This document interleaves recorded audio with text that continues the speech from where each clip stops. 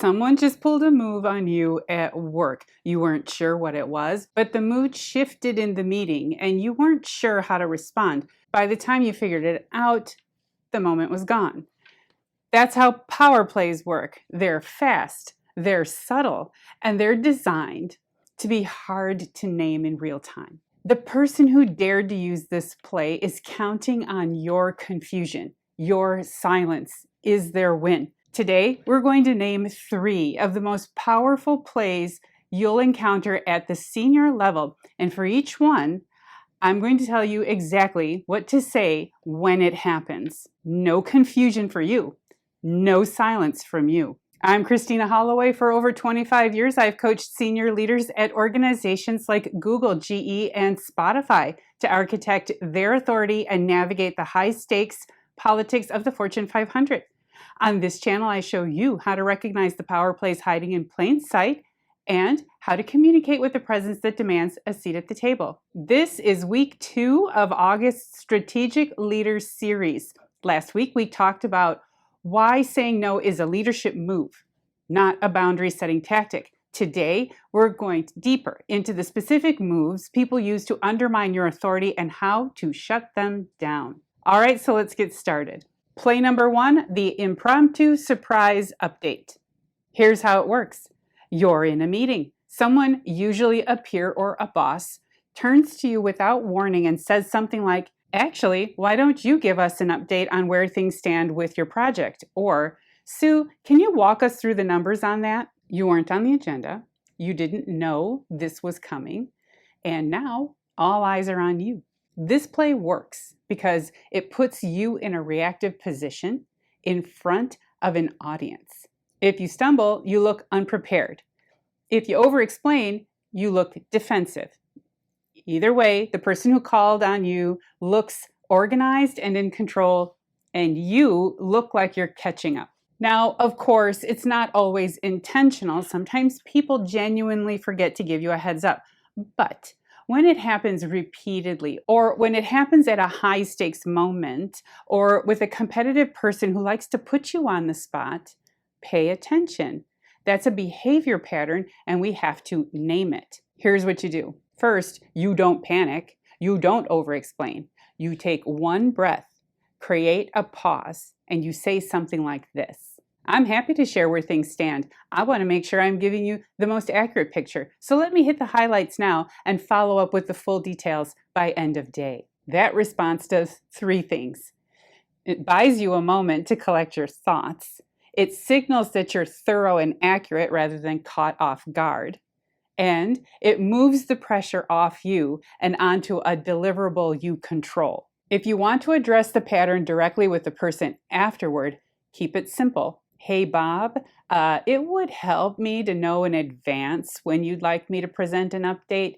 That way I can make sure the information I share is complete." Now, that's not a confrontation, and yes, it's quite polite. It's a professional request. The reason we use it is because we are unbothered. We are not giving Bob any indication that he got under our skin. We're playing the long game here. Play number 2, the public deflection. Here's how it works. Someone's being asked a hard question in a meeting. Maybe they don't have the answer. Maybe they don't want to own the answer. So instead of responding directly, they turn to you. "That's actually a great question for Sarah," or "You should ask the team that's handling it. Sarah, do you want to take that?" Or, "I'll defer to Sarah on that one." Poor Sarah, she's being set up. And there you go.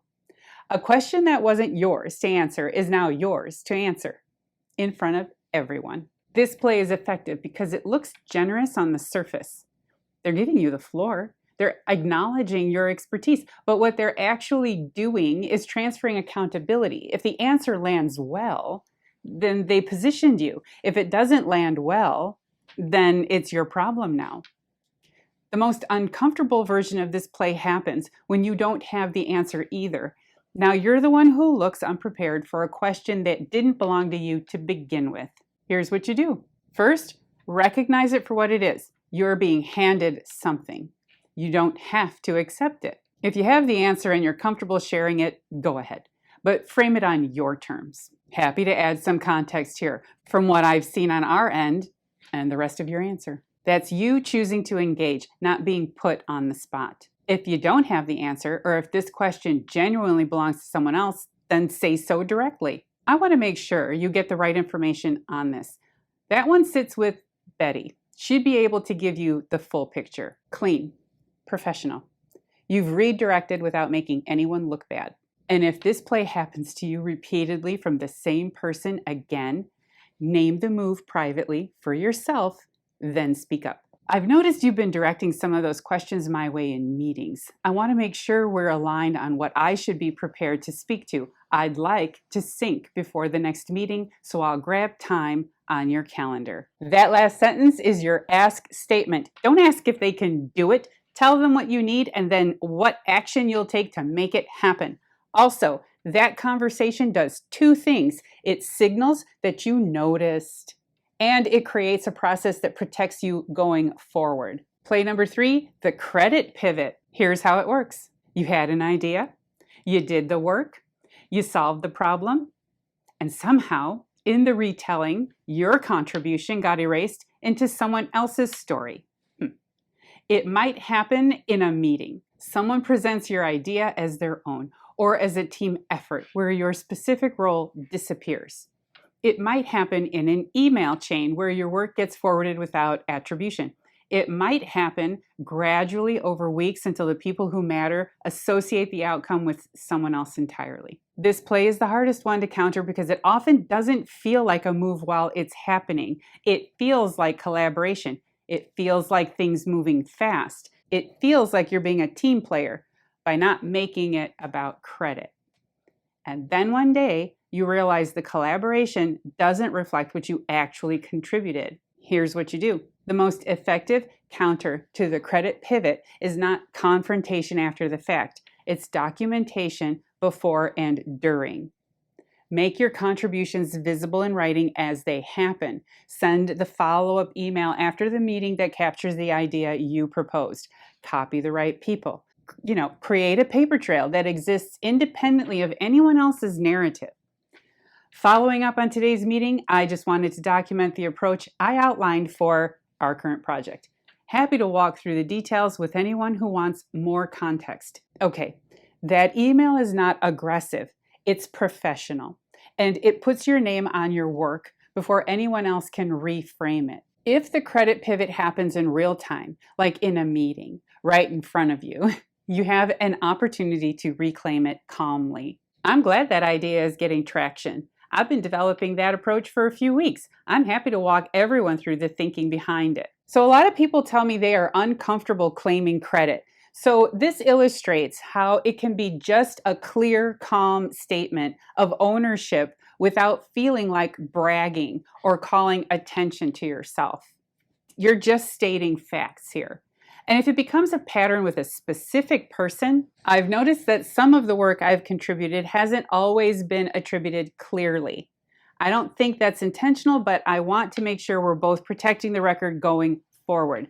If it makes sense to have a conversation about our contributions before the next status meeting, I'm available to talk about how we handle that. That conversation is direct without being hostile. It names the behavior pattern, it assumes good intention, and it puts the other person on notice that you are paying attention and also not playing that game. Again, all 3 responses are direct, unemotional, and professional. They're intended to give the other person the impression that you're not bothered by these things and that those moves will not work on you because you're above all of it, which you are.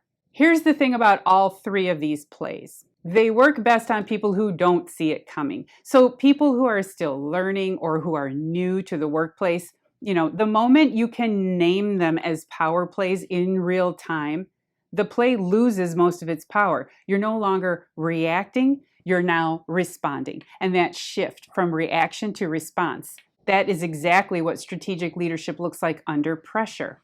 Okay, so here's what I want you to take from today. Power plays work because they happen fast, and they count on your silence because you didn't see it coming. Now you have names for all 3 of them, and you have language for each one. Add it to your communication toolkit. That's strategy. It's not about being louder or combative or sticking up for yourself. It's about the ability to recognize what's happening and to respond with intention rather than react with confusion. Next week, we're talking about how to speak up in meetings without sounding aggressive. If you ever held back in a high-stakes conversation because you didn't want to come across the wrong way, that one is for you. All right, so that's it for my video on how to handle power plays at work. If today's video was useful, if you recognize one of these plays from your own experience, tell me in the comments below. I would love to hear about it. Don't forget my free communication toolkit is linked in the description below. It includes the ask statement mentioned in this video, and the Hogan Leadership Blueprint is linked there as well. On a final note, the next time someone runs one of these plays on you, pause before you react, take one breath, and ask yourself, do I recognize this? Because once you can name it, you can respond to it. Sit with that and then take action. I'm Christina Holloway. Thank you for watching, and I'll see you in the next video. Bye.